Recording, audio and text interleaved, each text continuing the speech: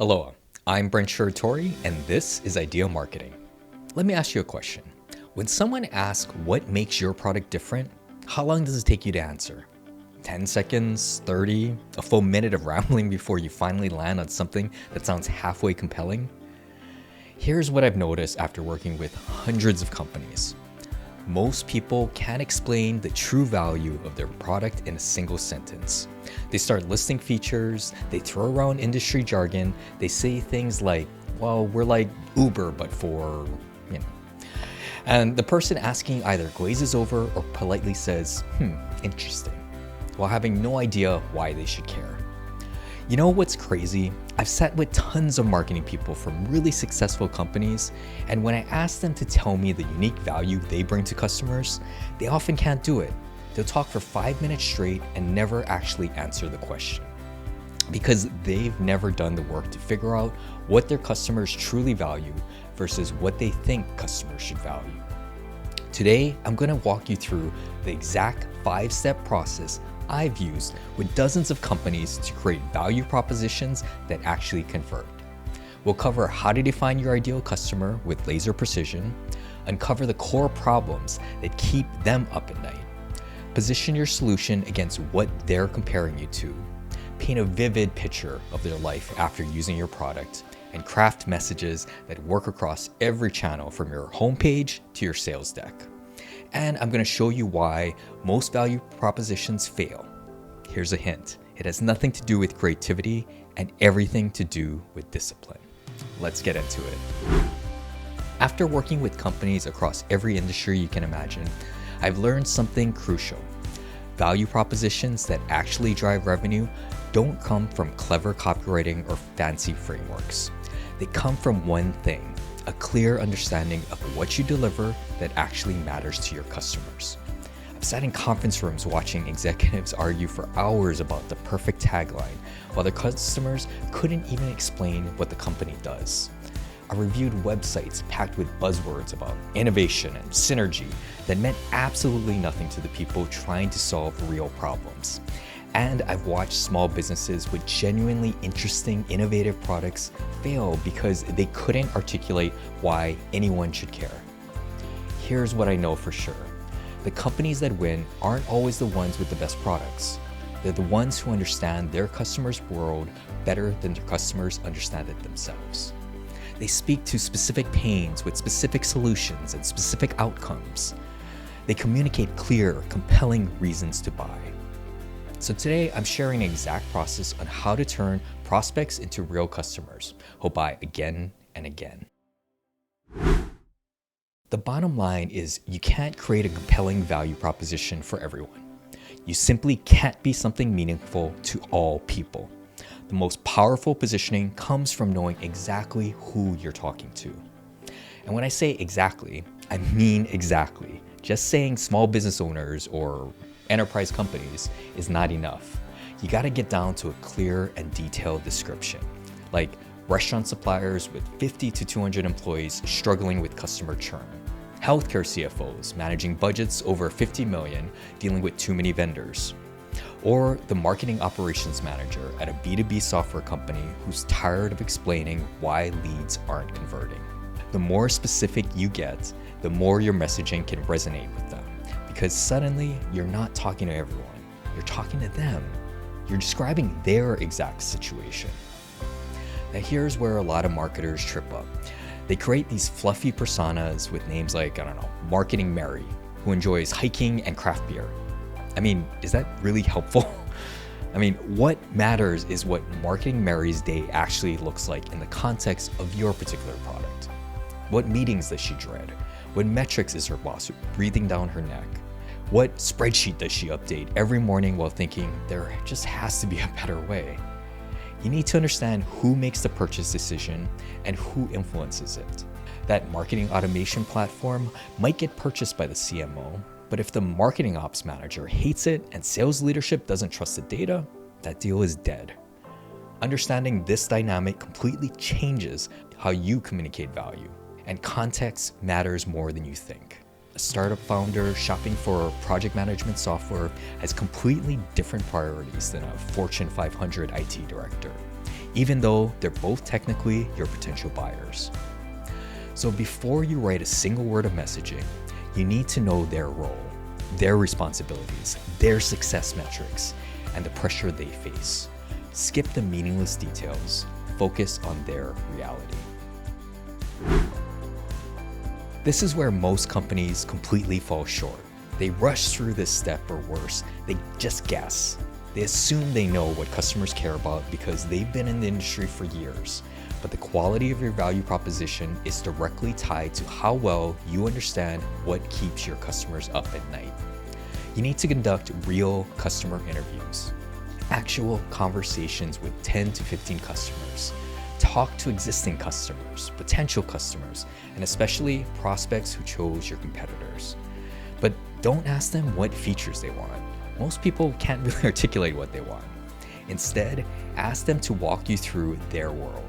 Like, tell me about the moment you first realized you needed a solution like ours. What was happening that day? What specifically triggered that search?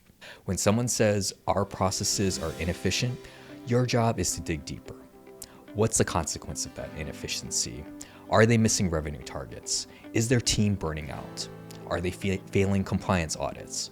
Are customer relationships falling apart? The root cause is where real value lives, because anyone can claim to improve efficiency.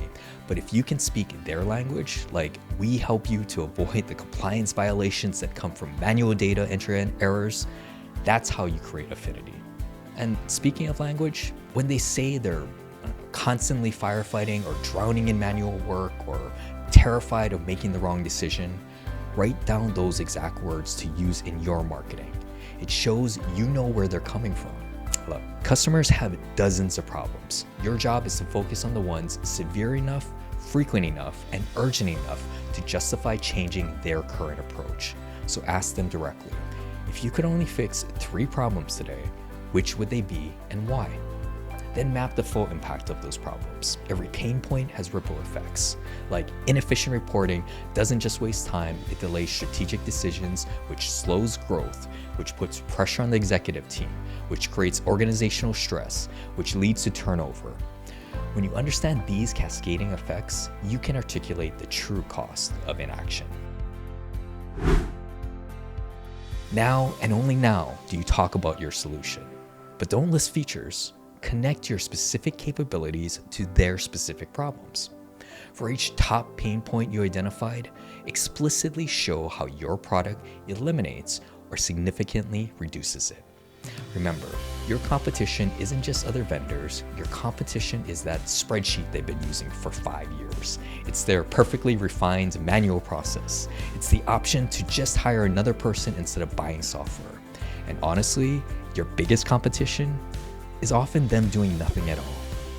Your value proposition needs to be compelling against all these alternatives, not just against your direct competitors. So what's your true competitive advantage? And let me be clear about what I mean. Your competitive advantage is something valuable to customers that alternatives cannot easily replicate. It might be proprietary technology, a unique methodology, specialized expertise, or strategic partnerships. But just saying we're better isn't a competitive advantage. Be specific about your unique approach. Specificity creates credibility. Vague claims create skepticism. And here's something counterintuitive. Own what you don't do as well. The strongest value propositions involve strategic trade-offs. You can't be everything to everyone, and trying to solve every possible problem dilutes your impact. If you're built for mid-market companies, don't pretend you're perfect for enterprises. If you prioritize ease of use over advanced customization, just say so. This clarity actually attracts the right customers while repelling poor fits. And trust me, repelling poor fits is just as valuable as attracting good ones. Customers don't buy products, they buy better versions of their future selves. Your job is to show them exactly what that looks like. You'll save time means nothing. You'll cut monthly reporting time from 40 hours to 4 hours, creates a vivid mental picture. Quantify wherever possible.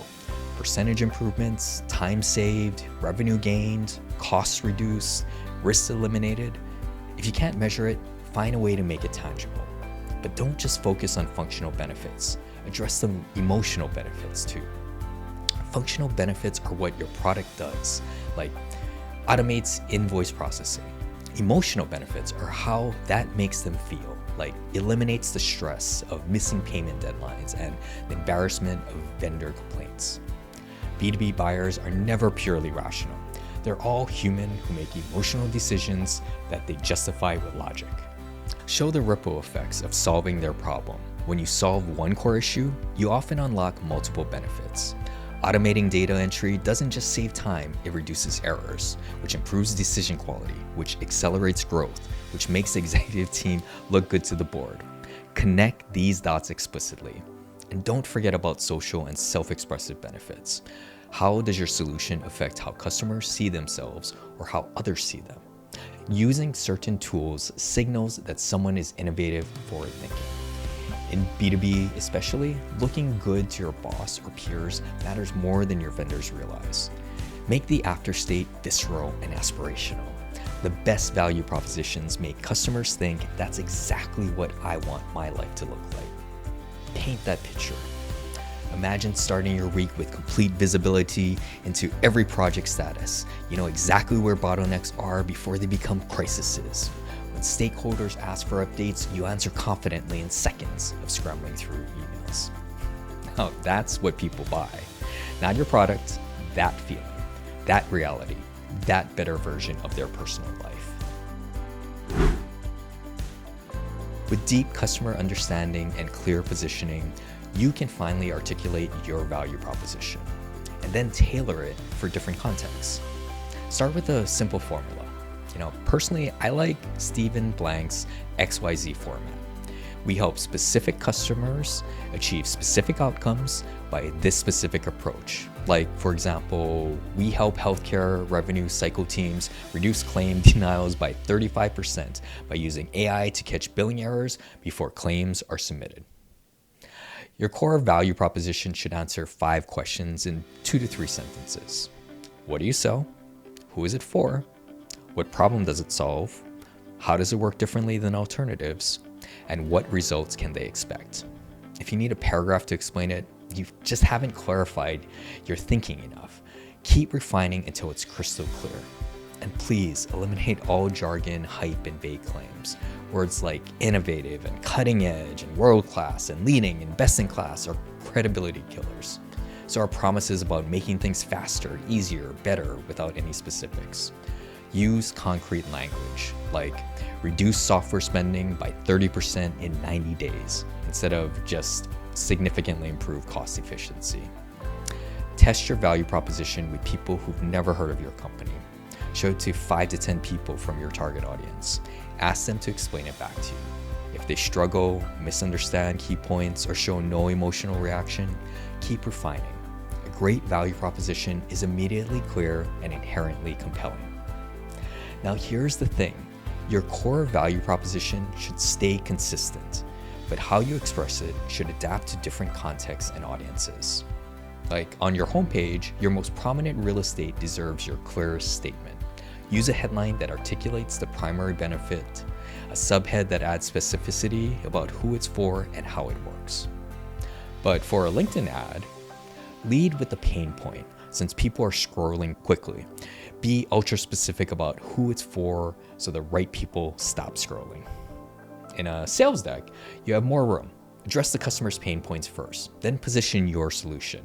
Sales contexts allow for more detail and proof points. Show the data, share the customer stories, provide the evidence. Email sequences let you tell the story over time. Start with empathy about their situation, then introduce your solution as the bridge to their desired outcome. And on product web pages, connect each feature directly to a specific job, pain, or gain. Don't just describe what it does, explain why it matters to them specifically. The key is this: while you adapt the expression across channels, the core promise must remain consistent. Every version should sound like it's from the same company solving the same problem for the same people. When your homepage promises one thing, your sales team pitches another, and your product delivers something entirely different, you just destroy trust and confuse buyers. Alignment across every touch point is what transforms a statement into a strategic asset that drives real business results. Look, the value proposition statement you ultimately craft might only be 2 sentences, but those sentences represent hours of customer conversations, deep problem analysis, honest competitive assessment, and disciplined editing. The companies that create value propositions that genuinely differentiate and compel customers to buy are the ones willing to do this work. They resist starting with product features.